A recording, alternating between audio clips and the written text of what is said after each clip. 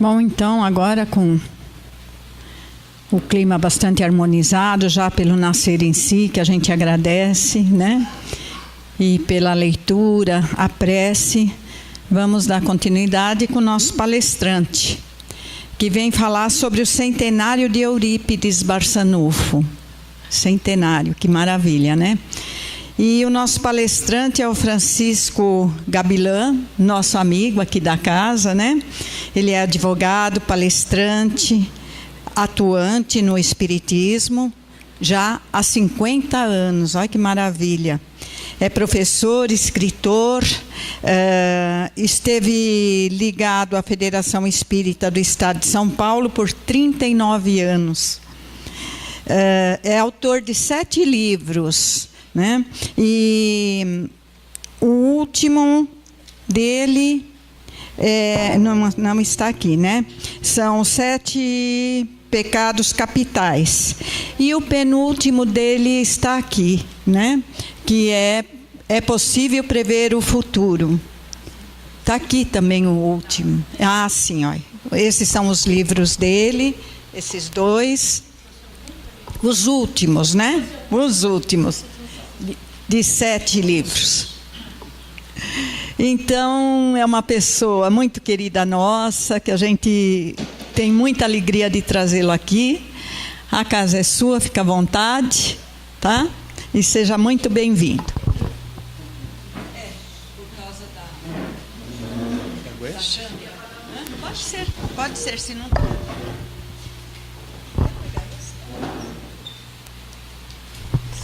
Se ele não falhar... Alô? Respondam, alô. Bom dia, irmãs e irmãos, companheiros e amigos. Sejam bem-vindos. No final é que a gente, na verdade, deseja um bom dia, mas nós vamos desejar uma boa Páscoa agora.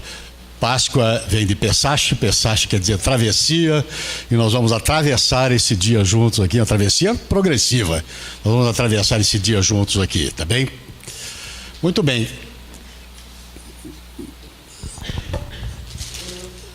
Nós temos uma observação a fazer. Toda vez que se fala em biografia, que se fala de uma personalidade,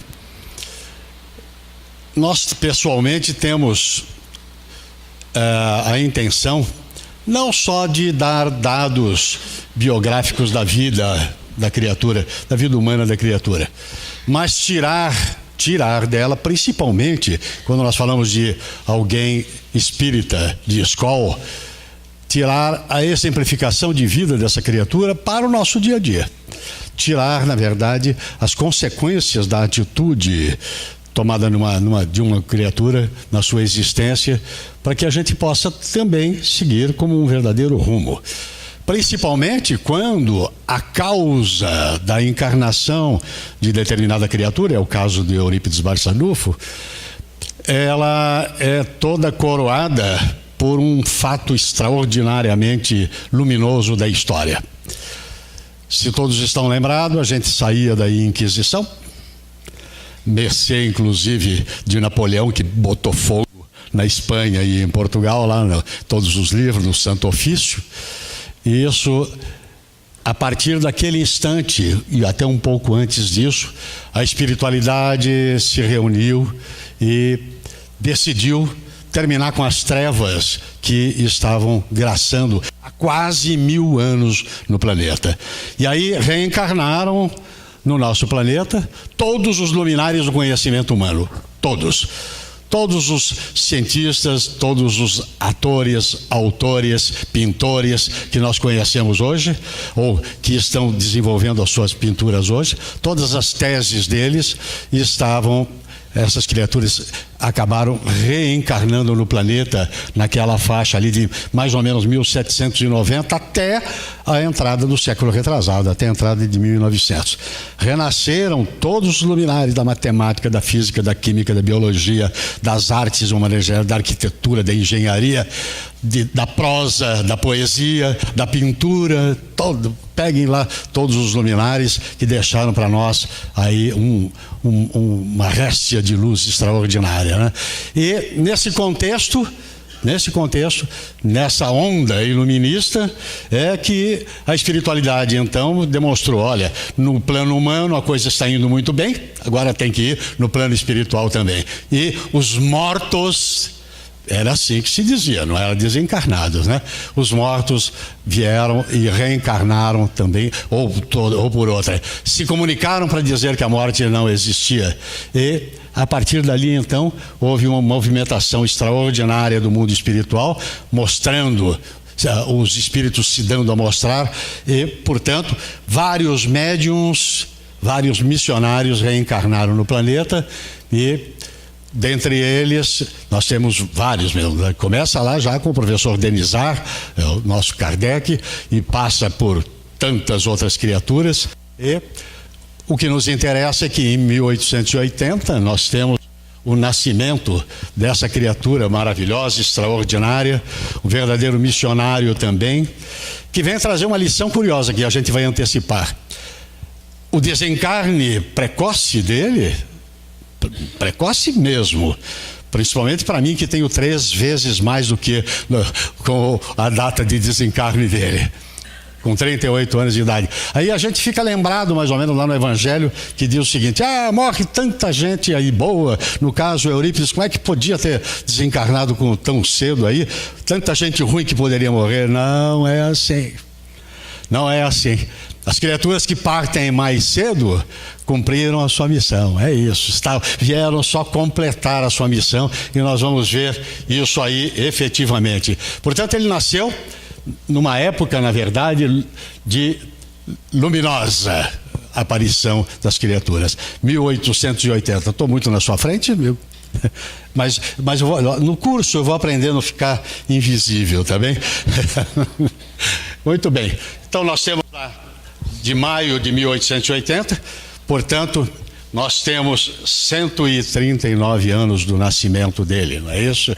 E vou antecipar, nós falaremos depois do desencarne dele. Ele gosta do dia 1º, vocês viram, né? Dia 1º de maio de 1880. Aliás, falando em centenário, o centenário foi, na verdade, no ano anterior. Nós estamos agora já com um ano a mais dele. E 101 anos de desencarne dele, portanto, aí, que foi em 1918. Tem uma curiosidade, ele desencarnou com 38 anos de idade, nós vamos passar por esse fato depois. Tem um fato curioso aí. O nosso Chico Xavier reencarnou quando? Não, esse aí é o dia. E o ano? 1910. Portanto, ao desencarnar, eles foram até, então, na verdade, tiveram um hiatozinho de mesma encarnação, mas isso, na verdade, não só se desenvolve em termos de datas, mais nada, porque o Chico tinha, no desencarne, 8 anos de idade. Muito bem. Temos que falar alguma coisa da vida dele, quem era ele, como é que veio, etc. Um pouco, para depois nós entrarmos naquilo que mais nos interessa efetivamente, que é a exemplificação de vida dele. Muito bem, vamos ver aqui a infância dele. Poucos irmãos, não é isso? Poucos. Eram 15. Então, ele era o terceiro filho desses 15, portanto, ele tinha 14 irmãos. Era um sujeito muito forte, né? Uma criança gorda, forte, rosada. Não era. Não era. Na verdade, ele era super franzino e, obviamente, pobre. Não tinha como ser rico nessa época aí, por 2 razões. A gente vai ver que o pai dele... Não, principalmente a família dele. O pai dele, na verdade, trabalhava numa venda na época, né? E mais tarde é que montou uma lojinha e tal. Nós vamos ver alguma coisa disso aí. E franzino como ele era, efetivamente. Vocês já perceberam que as criaturas que são missionárias, efetivamente, que vêm casar com a humanidade, eu acho que o único bem saudável mesmo assim, não deve ter sido também na juventude, não, é o Divaldo. O Chico também não era franzino, doente, tudo, a mesma coisa. Por quê? Há uma sutileza perispiritual. Isso não é mística, gente. Isso é ciência. Ciência pura. Na proporção da elevação espiritual de uma criatura, desde o encarne dela, existe uma fluidez perispiritual, claro, para permitir, inclusive, o desenvolvimento mais fácil da mediunidade da criatura, da participação espiritual da criatura. E, além de ele ser franzino, o que ele vai ainda, o que acontece? Ele adquire o mal de beri-beri. Fácil, né? Hoje em dia nem existe mais esse mal, na verdade, né? Ele mudou um pouquinho de frequência, porque eram os mosquitos também. Os mosquitos também ficaram mais sabidos, né? Ficaram mais desenvolvidos, tal. E para concluir tudo, ele ainda adquiriu maleita. E isso provoca na criatura, na verdade, um entrave na encarnação da criatura. Mas ele conseguiu superar. Mas o grande problema, na verdade, dele não era as doenças que ele mesmo contraiu, mas era a doença da sua mãe. Sua mãe sofria de ataques. Era qualquer noticiazinha ruim, ela sofria de ataque. E isso é um fato determinante, vocês vão ver mais adiante, um fato determinante na existência, na vida do nosso Eurípides. Nós vamos ver que exemplificação é para nós efetivamente. Acontece que, franzino ou não, quem é filho de um pai operário, né, quase operário de balcão, e pobre, que tinha que fazer?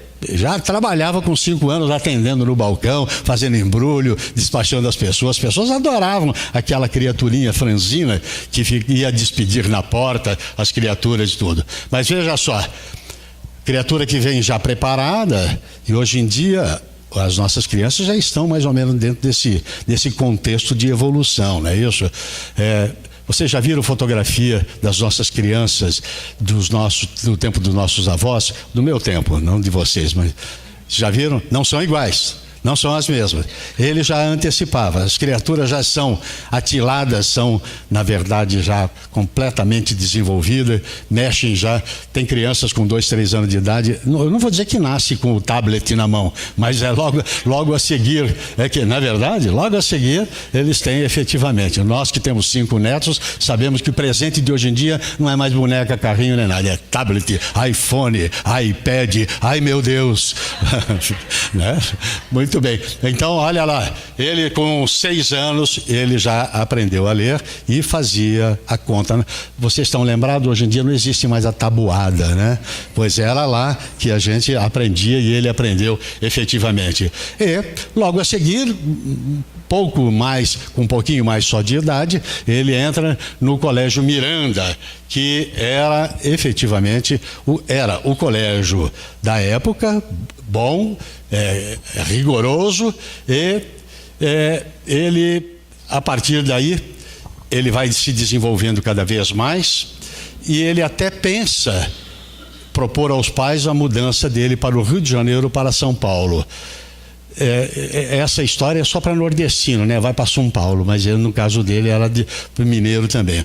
O pai concorda, mas a mãe não concorda. Quando ela tem a notícia, o que acontece com ela?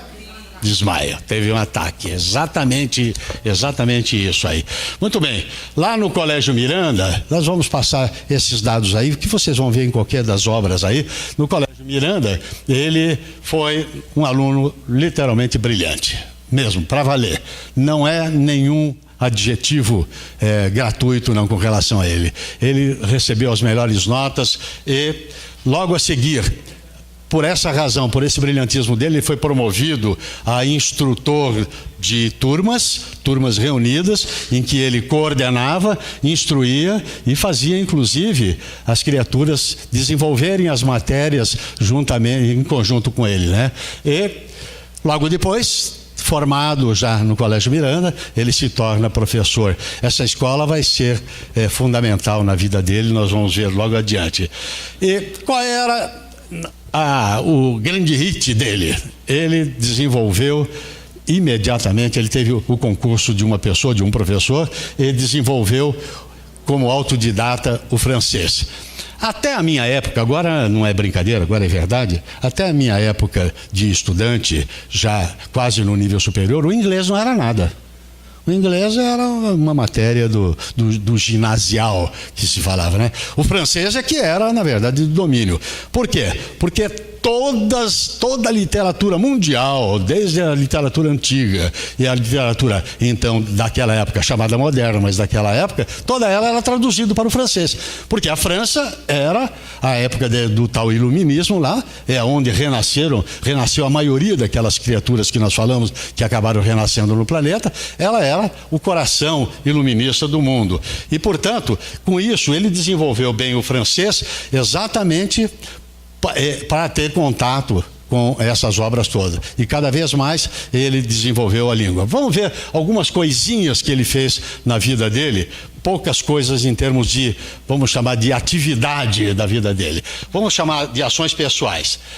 Em primeiro lugar, ele era católico, a família o era, na região, em toda aquela região, o catolicismo dominava, sem dúvida nenhuma, e ele era, inclusive, um profitente católico. Ele seguia, efetivamente, toda a fé religiosa católica.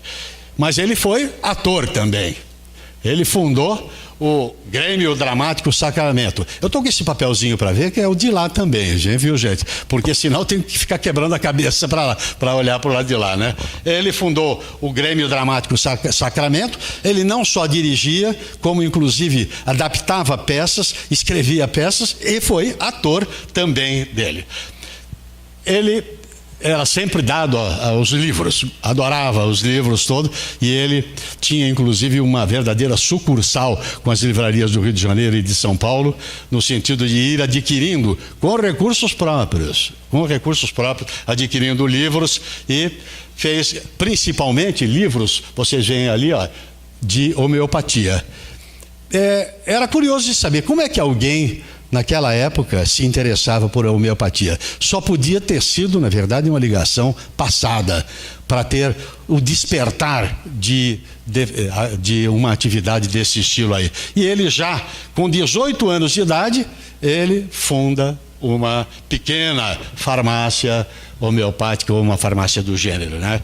Mas ele não foi só isso, não. Ele foi jornalista também.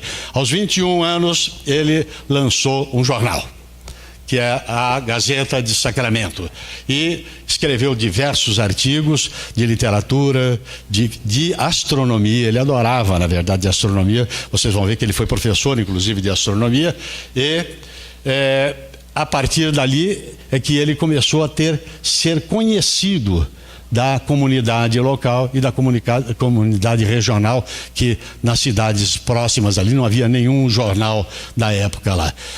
Aos 22 anos, ele fundou o Liceu Sacramento. Esta vai ser efetivamente a casa que vai se desenvolver em toda a vida dele. E ali ele lecionava lá francês e geografia. E dentro de geografia, astronomia. Adorava a astronomia. Ele inclusive dava aula ao relento, demonstrando inclusive em astronomia, demonstrando as criaturas, todos os corpos celestes e as atividades dele e tudo. Ele era uma pena que ele poderia ter conhecido o Camille Flammarion, né? Deixa eu fazer um parênteses aqui. Eu conto com a presença de uma querida amiga, a Rosa Maria Lima, palestrante de muitos anos. A Zona Norte todinha ela domina centenas de casas lá, né, em toda São Paulo, mas especialmente na Zona Norte. Obrigado pela sua presença. A casa fica honrada com você, tá bem? Olha lá, é isso aí. Muito bem. E então, aí já ele como mestre, não é verdade? Olha lá. Então ele era religioso, ator, fundou uma biblioteca, era jornalista, era mestre e ainda era um obreiro de atividade na vida normal, estimulado inclusive pela comunidade católica da época lá, e ele era então secretário, era membro e secretário da Irmandade de São Vicente de Paulo. Gravem o nome, porque vocês vão ver o que é que acontece na vida dele com relação a isso daí. Muito bem. E, afinal, depois, é só para fechar as atividades, poucas atividades dele, para 38 anos de idade, foi pouquíssimo, não é isso? Eu tenho 220 e não fiz nem metade disso aí, né? Muito bem. Em 1903, portanto, com 23 anos, ele se tornou vereador, que foi, então, até 1910. E ele pede demissão como vereador no meio do último mandato dele, porque ele discordava de que não havia na vereança a atitude de assistência social às criaturas. Era política pura. Mineiro não gosta de política, né? Tem bastante mineiro aqui que não gosta, né? Então, vamos lá. Agora, nós temos uma etapa dele que começa em 1904. Portanto, ele tinha 24 anos. Ele tinha um tio, de nome Mariano da Cunha, que andava frequentando umas sessões espíritas numa fazenda que ficava a 14, 15 quilômetros lá de Sacramento. E com ele, sabedor de que esse tio frequentava essa sessão espírita, essa casa espírita, que ainda era uma reunião, pura e simplesmente, de criaturas, ele criticava, mas assim no bom senso. Ele dizia: fico admirado, na verdade, de você pegar uma nova doutrina que ainda não está conhecida nem nada, sobretudo que tem aparições do além, tudo. E ele ficava muito preocupado com o tio. Mas essa casa já havia sido fundada em 1900, nós estamos falando agora de 1904. Ela já atuava lá com uma série de médiuns, alguns deles inclusive analfabetos, que recebiam mensagens, algumas até em outras línguas, com letra de contador, letra toda ela floreada, mensagens extraordinárias, sonetos duodecassílabos com sinérese, que é um corte na sexta sílaba, que só Camões é que sabia fazer isso, pois eles recebiam. Outros médiuns psicofônicos, outros médiuns videntes, quase todos eles sem escolaridade, porque ficava lá no meio do mato. Tá? O tio dele ele era meio bronco, esse tio Mariano, mas ele também tinha alguma cultura, porque andou lendo os livros lá. Numa dessas conversas aí que ele encontra o tio, ele diz para ele, esse tio era chamado apelidado de senhor. Ele encontra o tio e nessa discussão o tio pegou e falou: olha, eu não tenho letras suficiente para te ensinar nada, mas eu tenho um livro aqui na minha mão, que eu acabei dando uma olhada nele, e eu queria te presentear com esse livro. Até eu gostaria de ter sido presenteado na minha juventude com esse livro. O livro do Leon Denis, Depois da Morte. E esse é o primeiro contato que ele tem com algum material espírita. E ele lê e vai ficando embevecido. Sabe em quanto tempo ele leu? Numa noite.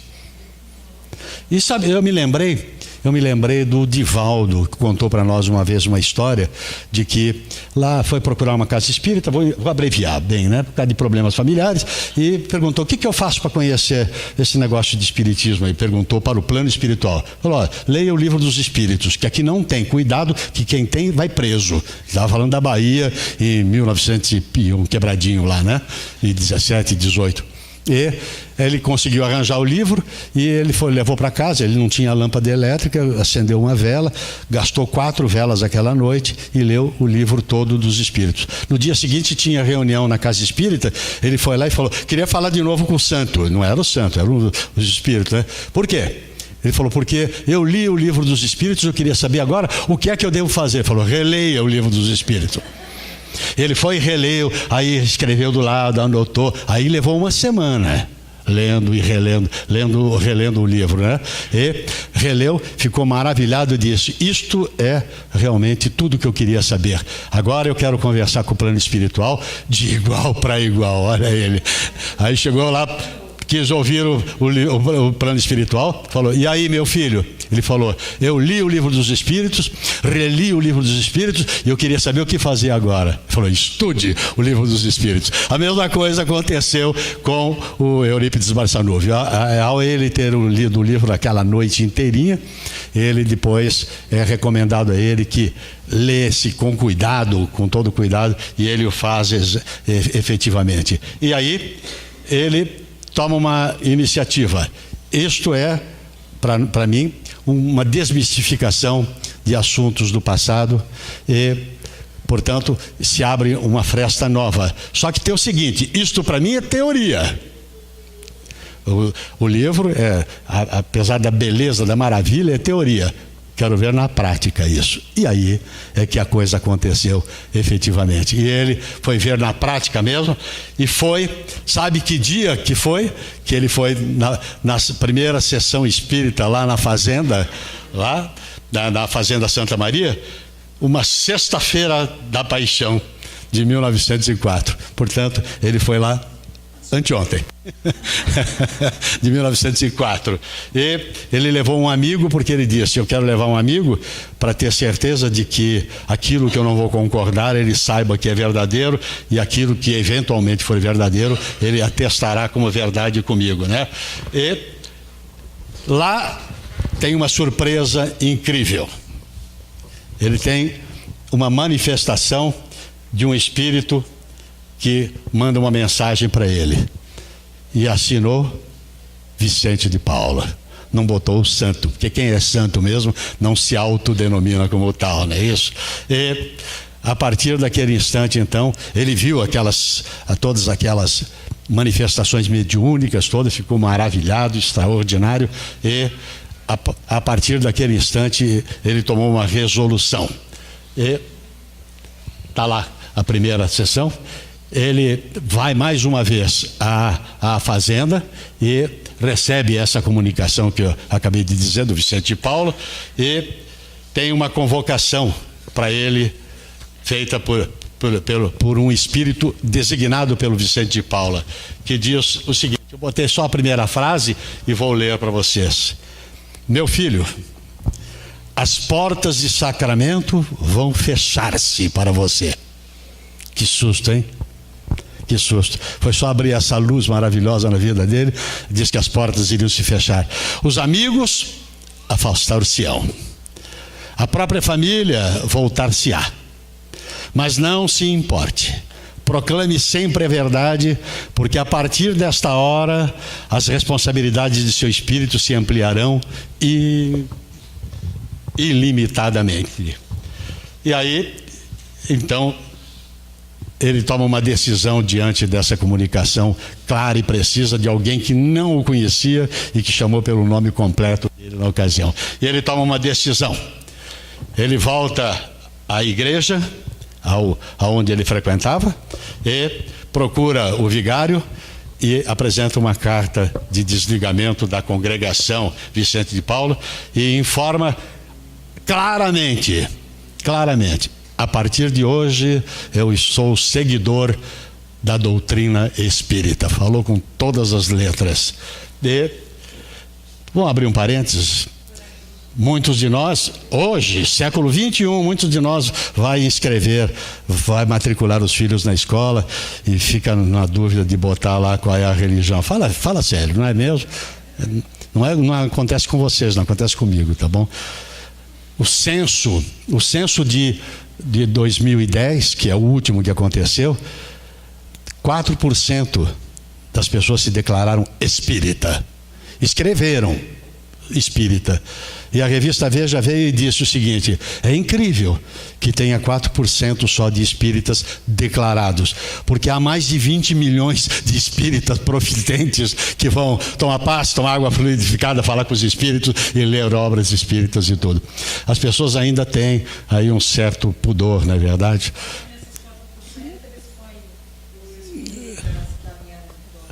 Botam.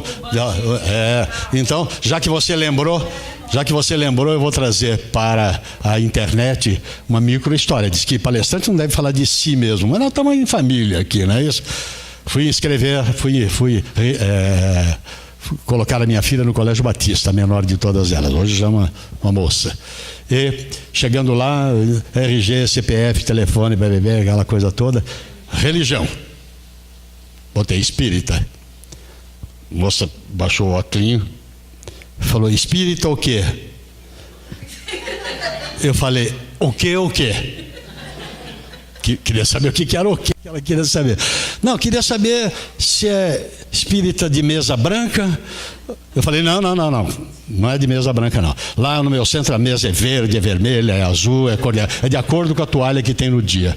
Mas o seu centro, fala a verdade, a sua casa espírita lá, é baixo espiritismo ou alto espiritismo? Eu falei, baixo. Fica numa barroca o meu centro espírita. Ela pegou e falou assim, qual que é a tônica do espiritismo? Eu falei, a moral de Jesus. Ela fez assim com a mão, ave. Então, porque ela não estava acostumada que ninguém escrevesse num colégio batista, alguém escrevesse espírita. É o que você acabou de dizer também aqui, tá bem? A partir desse instante, no mesmo dia, há uma reação incrível. Gente, sacramento, pequenininho. Não só as pessoas ficaram sabendo, como o padre saiu contando para Deus e todo mundo. Eu vou fazer um parênteses. Isso é uma língua minha, tá bom? Como mau espírita que sou. Numa das biografias que eu li, diz que esse padre aí, ele tinha uma casa de jogo, uma casa de sorteios, na verdade, dava bailes e levava as suas 3 filhas. Então, na verdade, era um cara bem encanado na vida, não é verdade? E ele não teve a mínima dúvida, ele saiu pela cidade afora, dizendo, na verdade, que o filho do seu Joico, estava endemoniado efetivamente. E não só ele, a partir dali, os familiares também, amigos dele, reagiram negativamente. E aí a coisa pega definitivamente quando lá no colégio, que ele já era professor, vocês estão lembrados? Ele já era professor, ele resolve, além de lecionar francês, geografia, entre parênteses, astronomia, ele resolve botar uma cadeira de espiritismo. Aí a coisa danou de vez. Por quê? Porque os pais das criaturas que estavam lá, a maioria, uma grande maioria de pais lá, retirou os alunos da escola, e isso criou uma comoção muito grande ao próprio colégio, porque efetivamente o colégio vivia dos seus alunos lá. Continuando na vida do nosso querido Barçanufo, nós vamos ter uma data básica aqui, 27 de janeiro de 1905.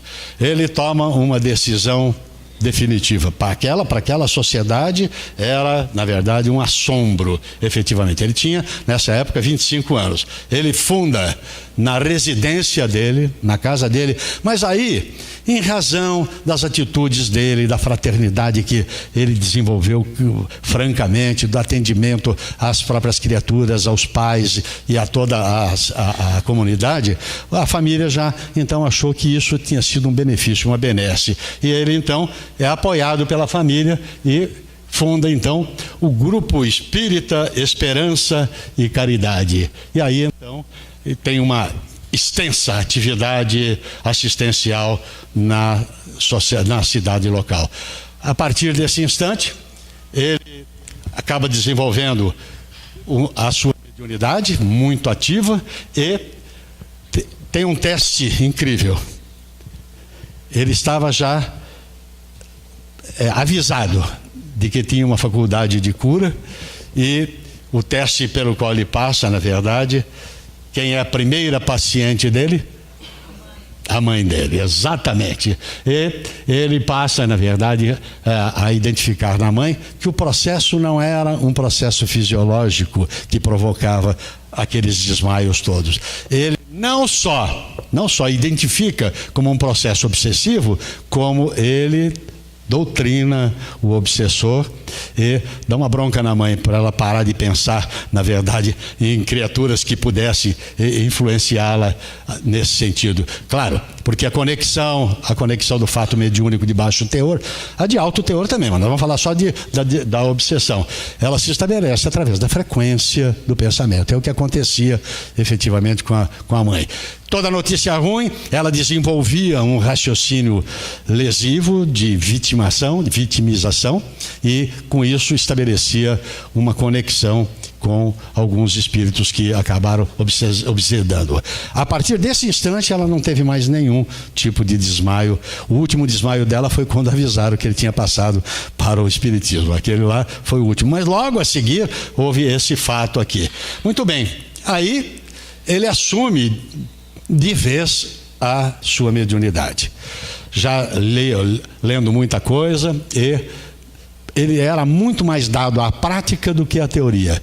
Por quê? Porque na prática ele tinha contato, inclusive, com os amigos espirituais que traziam uma verdadeira teoria a propósito de todos os fatos mediúnicos, inclusive de reminiscência de outras encarnações. Ele tem uma mediunidade espontânea, portanto acontecia a todo instante. Ele tinha domínio sobre isso, mas acontecia a todo instante que era necessária, e eu digo lá, por minha expressão, que ela era multiforme. Vamos ver algumas das coisinhas que ele desenvolveu como mediunidade. Então vamos lá: desdobramento, vidência, psicofonia, psicografia, curas, efeitos físicos, receituário. Esse do receituário, a farmácia homeopática dele, a gente não falou nada, mas ele escrevia para o Dr. Bezerra de Menezes, no Rio de Janeiro, e pelo correio, que era correio, na verdade, seguido por mulas, na verdade, na época, demorava a barbaridade. Ele recebia toda a medicação, passava o receituário. Não é como alguns médiuns de hoje em dia, não, que passa o receituário e vai na farmácia dele, né? Mas não era assim, não. Ele dava os remédios para a criatura e seguia todo o tratamento daquela criatura.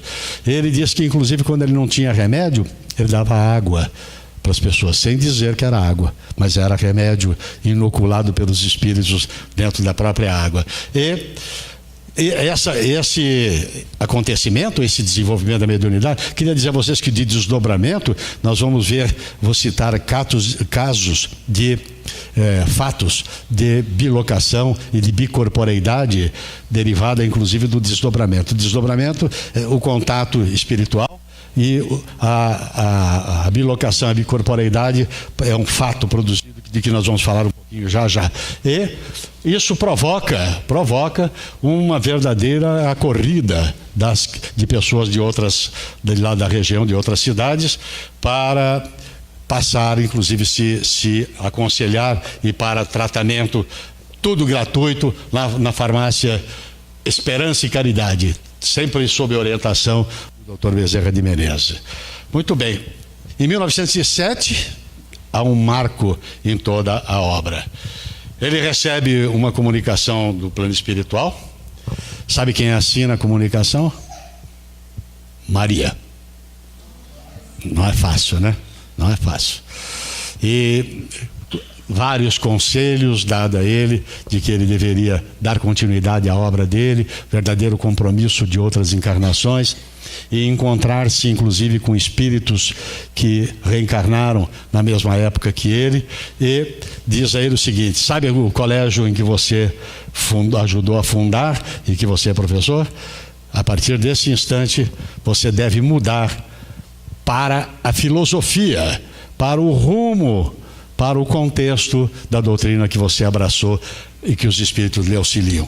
E, portanto, você pode tranquilamente fazer uma homenagem ao organizador da doutrina, né? Aí o colégio Allan Kardec, deixa eu botar ali, que é fundado em 1º de abril, é o primeiro lá de novo, vocês viram? Era 1º lá de maio, depois 1º de novembro, agora 1º de abril, ele fundou, e não era mentira, 1º de abril era uma verdade real e efetiva, né?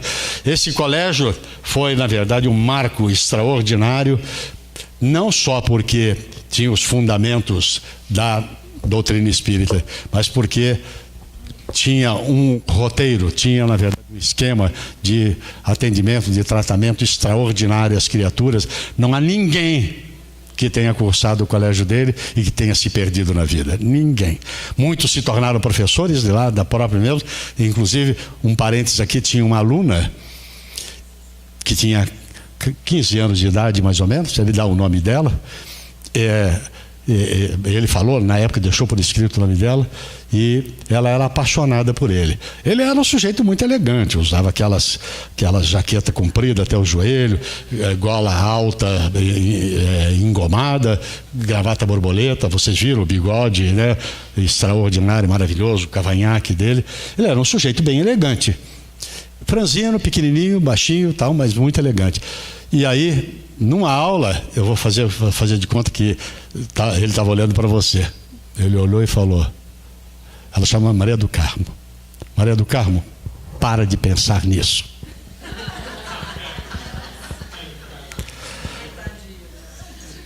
Eu me casei com a pobreza. E espero que vocês se casem com a verdade. E o nosso, aspas, disse ele, do destino está traçado. Nós viveremos para o próximo. Encerrou. Ela pode ter continuado gostando dele, apaixonada por ele, mas nunca mais evidenciou nada. Ele leu o pensamento dela, literalmente em aula. Ela não havia feito nenhuma demonstração. Quem já teve sacramento? Aqui? Aqui tem 1, 2, 3, 4, 5. Rosa também, né, Rosa? Nunca teve lá? Não, muito bem. O colégio é assim mesmo, desse jeito. Essa foto não é da época, não. É de agora. E ele apenas está repintado. Vocês vejam que lá em cima está o grupo espírita Esperança e Caridade. Né? Esse aí é o nosso... e lá ele fundou uma associação Amiguinho dos Pobres, botando todos os alunos para trabalhar em favor da comunidade, visitando orfanatos, asilos da região e trabalhando em hortas e servindo aos mais pobres. As hortas eram efetivamente para dar às criaturas mais pobres. Obviamente que ele... Vai demorar um pouquinho, né? Para sair o colégio daí? Vai. Muito bem. Naturalmente que essa criatura, nós estamos falando de uma época, só para vocês terem uma ideia, em 1942, um vice-presidente da FEB foi fazer uma pregação, vamos dizer assim, sobre doutrina espírita na Praça da Sé e foi imediatamente preso. E nós estamos falando de 1942. Vocês imaginam, na verdade, o quanto ele acabou tendo de perseguição, mesmo dentro dessa época, mesmo com o colégio já fundado e tudo. Olha só o que instigava a todo mundo. Ele tinha entre 100 e 200 alunos constantemente, fora aqueles que a maioria acabava indo embora e que exatamente acabaram atendendo a uma campanha difamatória feita pelo clero de então, não só da cidade como da região, porque na região, lá na região de Uberlândia, Uberaba, é que tinha o cardeal correspondente, era o bispo na verdade, cardeal foram designações mais recentes, é isso? E a partir desse instante ele passa a escrever artigos para poder defender as acusações que eram feitas. Ele passa a escrever num jornal chamado Alavanca, que foi criado naquela época lá, artigos eminentemente espíritas, mas com a teoria mesmo doutrinária espírita. Tá?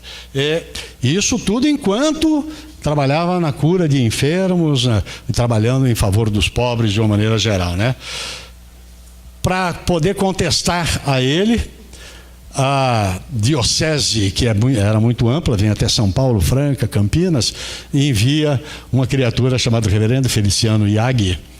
Feliciano era da Igreja Católica, não é o de hoje não, também é o deputado, né?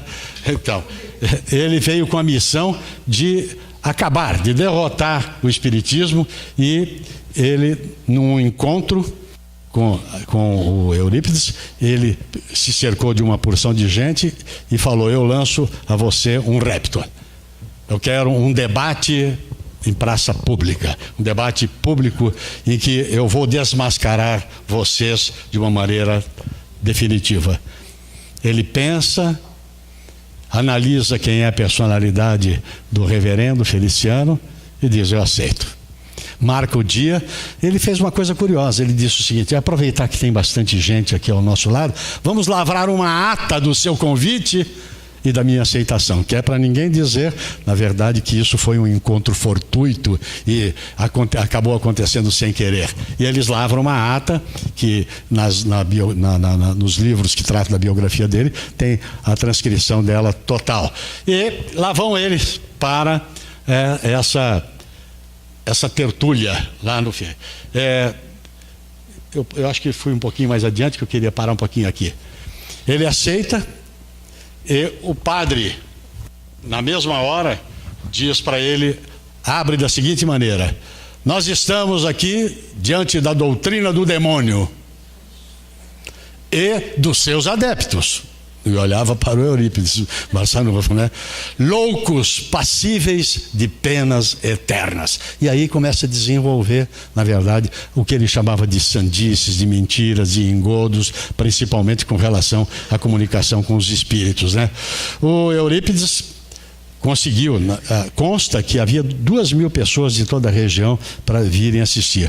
O povo ficou, na verdade, entusiasmado com todas as teses defendidas pelo Eurípides, com serenidade, com equilíbrio, mas com veemência também, de argumentação. Ele era muito bom de fala, na verdade, né? De discurso, e ele consegue aplausos efusivos daquele povo, e o padre ficou... até se retirou um pouquinho de lado, e quando ele termina, ele faz uma prece maravilhosa, dirigida ao Pai, Criador da vida, Deus. Mais tarde ele desenvolve isso em forma de um poema, que é maravilhoso, extraordinário. E o que ele faz? Ele olha para o padre, a olhada do padre para ele é de raiva, de contestação, na verdade, quase de ódio, fulminando, na verdade, com os olhos. Eurípides sai, abre caminho e vai ao encontro dele e dá a ele um abraço demoradíssimo e agradece a Deus o fato de tê-lo conhecido. Quando eu falo dos exemplos que devem deixar para a gente, na verdade, está aí algumas coisas que ele nos legou em termos de trabalho, na verdade, trabalho religioso sério, claro, não interessa se era católico ou não, é trabalho religioso sério, trabalho de jornalista, trabalho de divulgação, trabalho de mediunidade, tá? O trabalho dele, e ainda aceita um repto de quem se considera seu inimigo, e ele considera, na verdade, um amigo da eternidade. Muito bem, vamos pegar uns fatos curiosos aqui para a seguir a gente fechar. Já li isso para vocês aqui, a prece longa e sincera dele, usando de lógica e inteligência na defesa dos temas todos, né? E ele se aproxima do padre e o abraçou fraternalmente. Vamos então pegar alguns fatos curiosos. Vocês vão ver uma série, nos livros todos, uma série de desdobramento. Está todo mundo sabendo o que é desdobramento? Sabe, né? Na verdade, nós somos espírito, temos um corpo físico, de vez em quando, a maioria das vezes, é no repouso do corpo físico, para refazer as energias, e a gente morremos. Todas as noites a gente se libera. Eu sei que quando eu pergunto para os espíritas que sabem, que têm consciência de que desdobraram, a gente pergunta, e aí, o que você foi fazer? Eu, na verdade, estive com os grupos socorristas, em grupos de estudo, de atendimento fraterno, levando criaturas para a possibilidade de progresso espiritual, ouvir palestras em lugares maravilhosos. Aí vem um espírito daquele que fica fiscalizando a pessoa e diz, mentira, foi para farra, para gandaia, na verdade. Não é brincadeira, mas é o seguinte, cada um de nós vai para onde, na verdade, está o foco do nosso interesse. É isso aí. Então, só que o Eurípides tinha isso assim constantemente. Vocês conhecem os dois fatos mais famosos citados pela doutrina espírita de desdobramento, que era o Santo Antônio de Pádua. Eu não gosto de falar a palavra santo, porque eles não querem que sejam santos, tá bem? De Antônio de Pádua, e o Afonso de Ligori, que era visto ao mesmo tempo em lugares diferentes. Antônio de Pádua estava rezando uma missa e ao mesmo tempo estava defendendo o pai em Portugal por uma acusação de assassinato, inclusive, né? E efetivamente pelas datas, pelo horário e até pelo fuso horário, batia certinho que era uma e a mesma pessoa. O desdobramento, obviamente, é em perispírito, é uma projeção perispiritual da criatura. Até brinco nas aulas que a gente dá de fluidos, e quando fala de projeção ou de bilocação, bicorporeidade, a gente, é uma brincadeira, mas verdadeira. Se aqui eu entrasse agora em fenômeno de bicorporeidade, eu apareceria de um lado e do outro também. Se desse um tapa aqui no lado de cá, que sou eu caía duro. Ia brigar com quem? Se desse um tapa lá, ia passar no vazio. Porque é uma projeção, na verdade, perispiritual, não é isso? Muito bem. E ele trazia costumeiramente na aula para os alunos, ele dava uma parada, a cabeça inclinava um pouquinho, coisa de segundos, viu, gente? Não era dormir, não. Coisa de segundo, e ele antecipou várias batalhas que acabaram ocorrendo e que resultaram na Guerra Mundial, na Primeira Guerra Mundial. E citava, inclusive, campos, lugares, tal, que ainda não tinham acontecido e iriam acontecer. A projeção dele já dava, inclusive, com o sistema de premonição, de conhecimento de fatos futuros, né? E quantas vezes vinha alguém no meio do caminho para se consultar com ele, dizendo, tem um caso específico de uma pessoa que veio dizer o seguinte: a minha mulher, essa pessoa vinha para pedir socorro para a mulher dele, que não tinha condição nenhuma de acabar o parto, e ela estava à beira da morte. Aí ele vinha vindo, e antes mesmo dele chegar, ele disse: está vindo um senhor aqui, cuja mulher está em trabalho de parto, e ele não se aborreça não, porque o que vai acontecer é que vai ser uma linda menina nesse instante. Eu estarei lá. Quando ele voltou para casa, a pessoa, o Eurípides foi junto com ele, a senhora disse: ué, o senhor voltou, seu Eurípides? Tinha estado lá, na verdade, em perispírito, atendendo a criatura. E assim por diante. Teve um outro caso de uma pessoa também parturiente, em que ele, ao chegar, aí ele foi pessoalmente, ao chegar ele disse: eu já soube que a sua criança está morta dentro do seu corpo. E o pessoal fica desesperado, ele fala: eu vou fazer o parto eu mesmo. E aí ele precisava de anestesia, porque ela não conseguia expelir o feto de jeito nenhum. Ele conseguiu pensar, pedir socorro ao doutor Bezerra de Menezes, e com as mãos ele acabou fazendo a anestesia e fez o parto. Aí foi ele de corpo presente, vamos chamar assim, e não de desdobramento, né? As questões, casos de bilocação e bicorporeidade, que a gente citou para vocês, foram muitos, na verdade. Diversos casos, ele, estando na escola, chegava alguém e pedia um socorro para o atendimento a outras criaturas, ele ia, dava o socorro, levava inclusive medicamento. É uma coisa incrível, o transporte era feito, porque o medicamento não era fluídico, o medicamento era medicamento homeopático, era o clínico mesmo. Então, ele aproveitava esse desdobramento, esse fato, e levava medicamento. E muitas das vezes ele era visto no mesmo instante tratando de uma criatura ali em rua próxima e ao mesmo tempo estando atendendo as pessoas dentro do colégio. A dona Corina Novellino, que tem o livro Eurípides, o Homem e a Missão, ela é sobrinha de um aluno que era até um contraparente do nosso Eurípides lá. E ele contou para ela um fato, ela coloca no livro, em que ele estava dando aula e, de repente, ele dizia: um instante, jogava a cabeça para trás, fechava os olhos, e a meninada esperava um pouquinho, que ele ia falar de algum fato curioso, ou estava indo tratar de alguém, né? E o senhor Tomás Novellino, que é o tio dela, e portanto um contraparente e aluno do Eurípides, dizia: seu Eurípides já foi. Isso era uma constante lá dentro do colégio dele, que ele ia efetivamente embora. Muito bem. Essa missão extraordinária serve para nós de um roteiro de vida, de exemplificação, assim como tudo o que o Dr. Bezerra nos ensinou, tudo que o nosso Chico nos ensinou, a gente tem como fato verdadeiramente histórico, mas como um roteiro de vida para a gente, uma recomendação, principalmente, obviamente, para nós espíritas. É para a humanidade, mas principalmente para nós espíritas. E chegamos ao final dessa jornada dele. Houve, em 1918, um surto chamado de gripe espanhola, que era um surto efetivamente de gripe mortal. Naquela época não havia antídoto suficiente, nem conhecimento suficiente. Quem tinha força orgânica resistia, muito pouca gente. Só em Sacramento morreram 230 pessoas, numa comunidade de 3.500 habitantes, imagina. No sul de Minas houve uma devastação muito grande, no norte de São Paulo também houve uma devastação. Na Europa morreram milhões de criaturas. Daí por que se chamou gripe espanhola? Porque na Espanha e em Portugal foi o grande foco de afecção dele.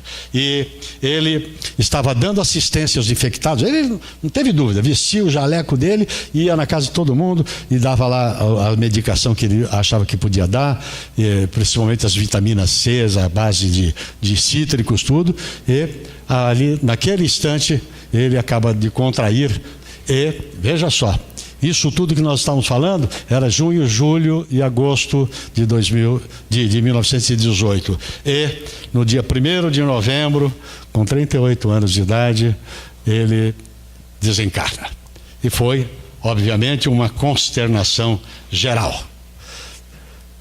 O féretro dele, e até mesmo a lápide que foi organizada com recurso totalmente do povo, contou com a presença, inclusive, de próceres eclesiásticos de outras religiões, inclusive o famoso padre, né?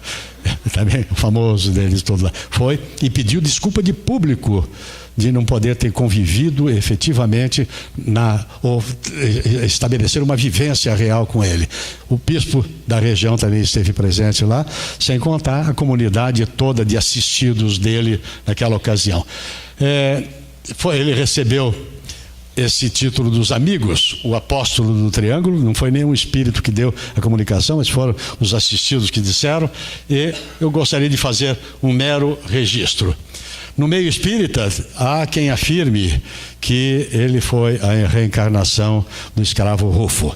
Em várias comunicações existem comunicações de pessoas de outras casas espíritas. E o Rufo foi um cristão praticante, que aparece no livro Ave Cristo, lá, que é do Emmanuel, e a psicografia do nosso Chico. O Chico recebe uma mensagem do espírito Hilário Silva, não está anotado aí, porque vi isso depois, em que diz que ele, na França, o Eurípides foi um eclesiástico, um médico e professor. Ele veio só logo a seguir, completar a missão dele, daí a vivência tão curta de 38 anos de idade, dentro exatamente do mesmo sentido, não é isso? Mesmo sentido. Só que, ao invés de médico, ele foi um grande farmacêutico do corpo e da alma das criaturas, né? E na Idade Média, o Hilário Silva que falou, que chamava Francisco de Bergenere, que era Francisco de Assis. Está lá, o Hilário Silva é que falou para a gente, e nós vamos deixar registrado esse assunto. Leiam, por favor, na biografia, que não foi uma descoberta nossa, não. Está lá nos livros de biografia dele. Muito bem. De qualquer modo, eu concluo aqui, de qualquer modo, Eurípides deixou uma história rica, humana e profunda, e ele continua sendo, lá no mundo espiritual, um dos maiores missionários do espiritismo. Nunca ninguém mais falou em reencarnação dele. Nós espíritas gostamos de saber quem reencarnou, quem não sei o que lá. Há pouco tempo apareceu aí um rapaz que é palestrante lá de Minas Gerais, que dizem que ele é o Kardec. Outros já diziam que era o Chico, o Emmanuel, o menino está com 11 anos já lá, né? Tá certo? Então, não interessa saber, e não tem nenhuma notícia de que ele tenha reencarnado, e também isso pouco importa, pouco interessa. O fato é que ele é, sem dúvida nenhuma, um exemplo extraordinário a seguir, até porque ele sempre seguiu a doutrina de Jesus, a recomendação proverbial do seu mandamento. Ele soube usar a obra para a qual ele havia se determinado como missionário para essa encarnação, partiu cedo e deve estar trabalhando intensivamente no mundo espiritual, porque ele soube usar, na verdade, da obra que a espiritualidade o forneceu. É isso aí, sigamos-lo.